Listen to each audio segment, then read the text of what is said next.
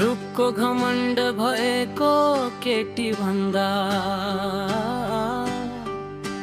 मलाई व्यवहारमा घमण्ड भएको केटी मन पर्छ।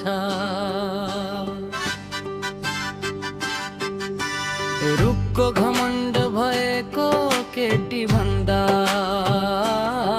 मलाई व्यवहारमा घमण्ड भएको केटी मन पर्छ। लाली पाउडरमा सजिएर राम्रो लुगा लाउने केटी भन्दा मलाई झुत्रो लुगा लगाएर शिर झुकाएर बोल्ने केटी मन पर्छ। भन्ने जस्तो त हुँदैन मलाई थाहा छ, तर पनि पैसा खेलाउँदै हिँड्ने केटी भन्दा पैसा चिन्ने केटी मन पर्छ।